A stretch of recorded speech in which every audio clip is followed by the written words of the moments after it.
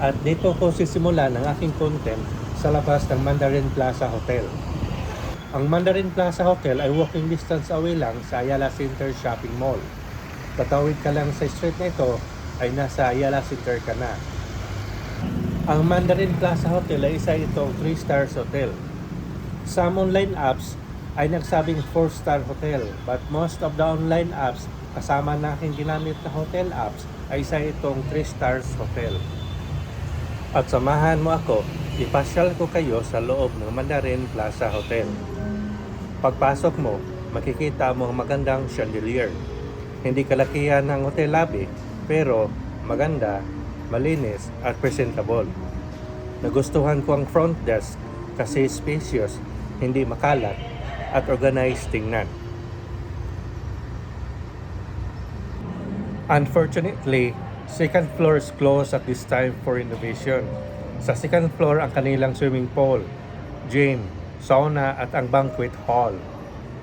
During sa aking reservation or booking online, nag-request ako ng higher floor as much as possible sa harap ng Pag-ibig Building for Ayala view.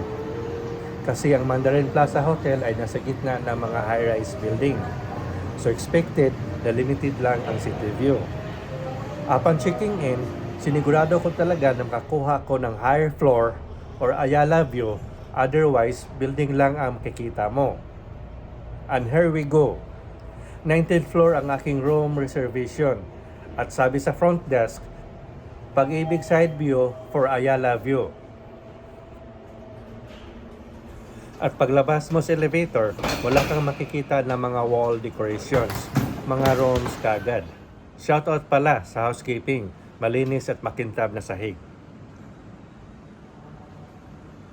And here I am, 19th floor, my requested higher floor, and my requested room with city view. Ang floor lobby and hallway sa hotel ay malawak, malinis at maliwalas tingnan. Habang papalapit ako sa aking room, na-realize ko na parang malabo ang city view. Kung meron man, hindi gaano ka-impressive.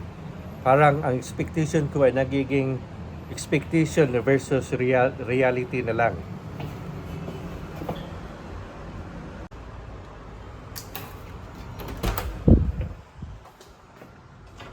At ito ang aking room.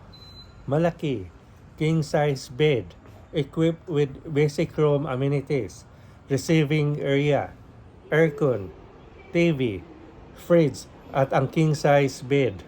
At ang most requested, city view, ang Pag-ibig area view at Ayala view. Parang hindi to ang aking expectation. Sabi nga nila, expectation fails. Reality versus expectation. Nang dahil siguro sa back-to-back na mga building, kaya siguro natabunan siya. Hindi gano'ng kaganda yung city view niya kasi yun ang natabunan siya sa mga building. O nga pala, ang room na ito ay upgraded to a suite room. Galing ako sa regular room o ba double bed kasi mayroong air condition issue. Kaya sabi sa hotel management, you can move to another the same size room, upgraded to a suite room, pero additional charges of 600 pesos per night with the same Ayala view. Kaya ito na ang aking room. Suite room with a king size bed with a receiving area and a big spacious room.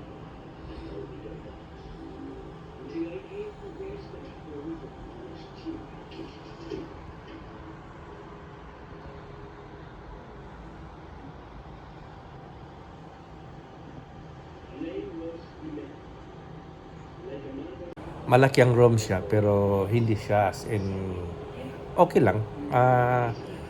Marami akong hotel na napasokan dito malapit sa Ayala. Compare sa iba, okay lang. Tama lang. Malaki ang room niya pero yung scenery lang, yung city views, hindi siya gano ka-plaster kasi back to back yung building na naka-cover sa Mandarin Hotel. Pero in terms of rooms, malaki. Malaki ang space niya. Mayroon akong napansin sa tiles na parang need na siya ng repair. Mag-crank na siya habang naglalakad ka. Parang yung na low street na siya. Kailangan na siya ng effects talaga. Rate-wise, I don't know, medyo cheaper siya compare sa other hotel. Based on stars, okay siya, maganda. So, kung i-compare mo sa iba, kasi naka 4 star, naka 5 star yung iba, so malayo din siya kung i-compare sa stars. Pero stars wise, tamang-tama siya sa 3-star hotel.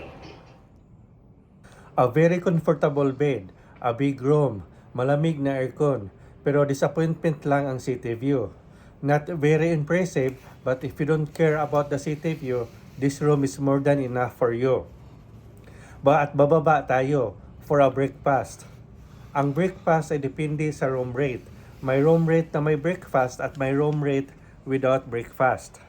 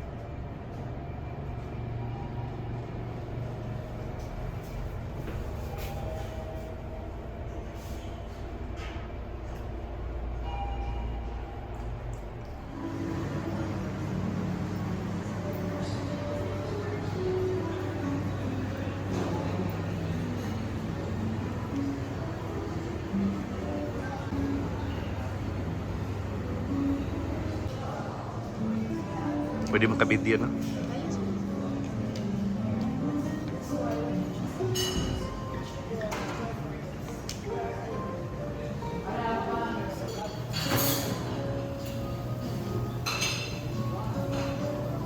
At ito ang aking Mandarin Plaza Hotel experience.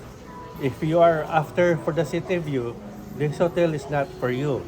But if you don't care about the city view, this hotel is more than enough of your stay.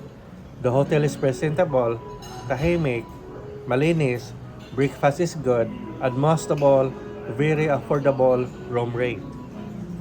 Hindi tayo makakuha ng footage sa sauna, sa swimming pool kasi under renovation pa siya. So, restricted, close yung entrance going sa sauna.